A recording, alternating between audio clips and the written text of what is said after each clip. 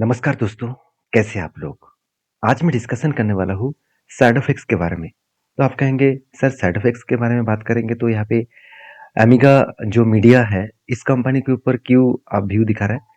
देखिए मैं इसीलिए दिखा रहा हूँ क्योंकि पिछले दिन इस कंपनी के ऊपर मैंने आपको वीडियो शेयर किया था और मैंने आपको बताया था कि इस कंपनी का लिस्टिंग एंड नेगेटिव में होने का चांसेस बहुत ज़्यादा है। क्योंकि उसकी सारे रीज़न मैंने आपके साथ शेयर किया था। मुझे कौन-सा रीज़न में इसका नेगेटिविटी देखने को मिला था।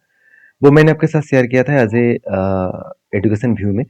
तो देखिए फाइनली वो लिस्टिंग हो चुके हैं और कल के दिन क्लोजिंग होने के बाद ऑलमोस्ट 3.5% के आसपास नेगेटिव में क्लोजिंग हुआ। तो इसका ओपनिंग हुआ ही और भी ज़्यादा नीचे क्योंकि आप खुद ही देख लीजिए इसका प्राइस बैंड था 361 और इसका ओपनिंग हुआ 318। इसका प्राइस बैंड मतलब जो आईपीओ का प्राइस बैंड रखा गया था जिसमें बिडिंग करने के लिए रेट दिया गया था 361 के आसपास और ओपनिंग हुआ 318। तो ऑलमोस्ट ऑलमोस्ट आप 15 to 20% के आसपास लॉसेस देखने को मिला। तो बेसिकली एक अच्छा खासा लॉसेस में ओपन हुआ।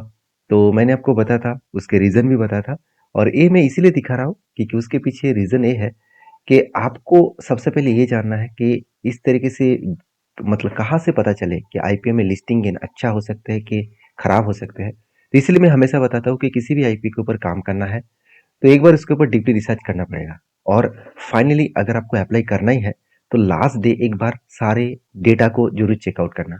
तो आज मैं डिस्कशन करूंगा मतलब साइड इफेक्ट्स के बारे में। इसके ऊपर मैंने आपको पहले ही वीडियो बना के शेयर किया था और आज इसका लास्ट डे है अप्लाई करने का। और लास्ट डे में कौन सा पॉइंट में देखता हूँ किसी भी कंपनी के ऊपर अप्लाई करने के पहले क्या वो सचमुच अप्लाई करने का लायक है कि नहीं है, क्या मुझे वो लॉसेस में ओपनिंग देगा, वो सब कुछ मुझे एक व्यू में देखने को मिलता है, वो मैं आपके साथ शेयर करूंगा। तो देखिए पिछले दिनों में जब एमिगा मतलब मीडिया के ऊपर जब आईपीओ लिस्टिंग हुआ था तो देखिए कुछ खास परफॉर्मेंस हुआ नहीं है। जहाँ पे ओपनिंग हुआ वहाँ पे ही क्लोजिंग हुआ क्योंकि कंपनी का परफॉर्मेंस ही उस तरीके से। अभी देखिए यहाँ से कंपनी ऊपर जाएगा या नीचे आएगा वो तो अलग बात है, मुझे तो लिस्टिंग एंड से मतलब है।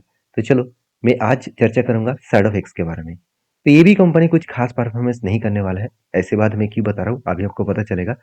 सबसे पहले देखिए कंपनी के अगर मैं परफॉर्मेंस देखो, देखिए सबसे पहले इसका प्राइस बैंड देखिए 118 से लेकर 124 तक इसका प्राइस बैंड रखा गया है। छोटा मोटा तो कंपनी है नहीं, करीबन 7,168 करोड़ की कंपनी है और इसका आज लास्ट है 22 इसका अप्लाई करने का आज लास्ट है। सबसे बड़ी बात क्या है आप सभी जानते हैं कि आईपीओ में मतलब 20 से लेकर 22 जनवरी ये जो टाइम पीरियड दिया गया है, इस टाइम ऑफ पीरियड में कंपनीज के ऊपर बेसिकली आईपीओ रखा गया है। तो कंपनी के सबसे इम्पोर्टेंट पॉइंट मुझे जो देखने को मिला जहाँ पे मुझे इस कंपनी के ऊपर खास परफॉर्मेंस नहीं दिखा, कंपनी का सेल्स तो लगातार बढ़ता हुआ देखने को मिले। मतलब इनकम अच्छा खासा ग्रोथ हुआ मगर इनकम जितना हुआ उससे भी ज़्यादा कंपनी का एसेट कम है। चलो कंपनी का प्रॉफिटेबिलिटी आप देखेंगे तो कंपनी लॉस मेकिंग था, 142 शेयर के आसपास लॉसेस था। उसके बाद 11.88 शेयर के लॉसेस में थे। अभी देखिए 6 करोड़ के आसपास प्रॉफिट बना, उसके बाद 21 करोड़ के आसपास प्रॉफिट बने। इसका मतलब धीरे धीरे करके कंपनी का प्रॉफिटेबिलिटी बढ़ता हुआ देखने को मिले।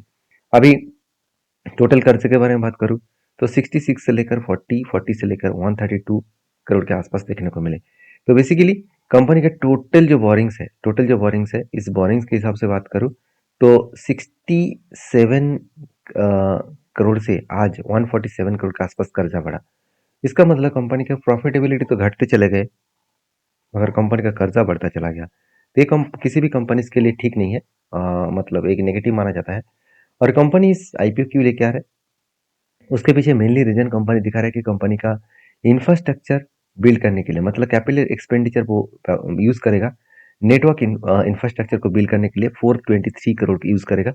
और साथ ही साथ कंपनी बता रही है कि जो इसका पेमेंट है न्यू फास्ट मिल सेंटर के लिए, लास्ट मिल सेंटर के लिए, सॉरी लास्ट माइल सेंटर के लिए, तो इसके लिए 138 करोड़ का यूज करेगा। और साथ ही साथ जो इसका मार्केटिंग मतलब का आप देख सकते हैं कम्युनिकेशन कॉस्ट है 88 करोड़ के आसपास, यहाँ पे कम्युनिकेशन कॉस्ट आपको देखने को मिलेगा।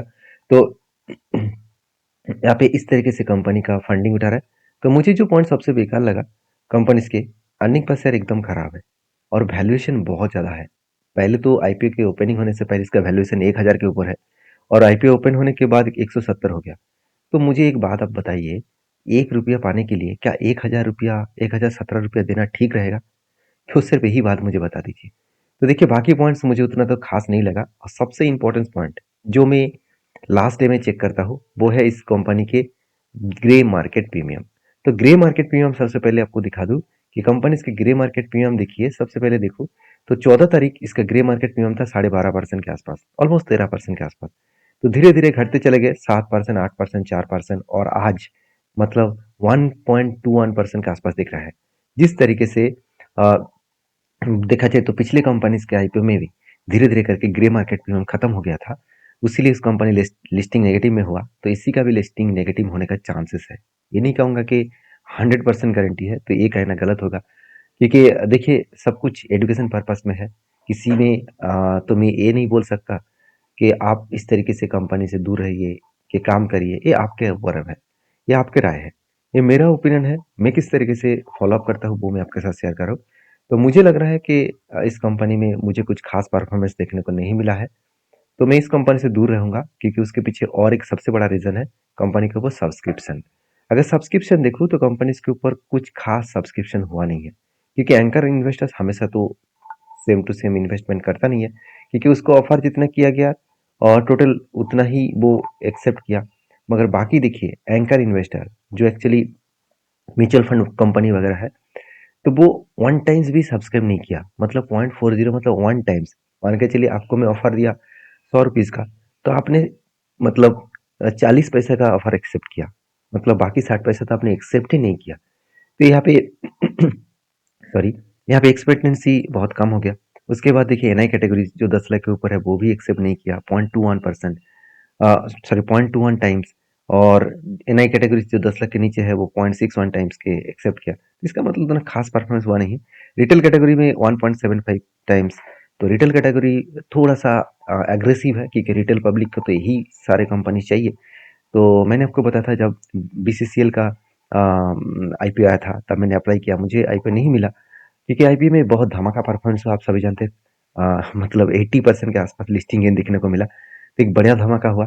तो उस तरीके से कंपनी में रिटेल पब्लिक को मिलता नहीं है, क्योंकि वो कंपनी के ऊपर ज़्यादा से ज़्यादा बड़े लोग सब्सक्राइब करके रखते हैं, तो छोटे को तो मतलब हम लोगों को मिलता नहीं है।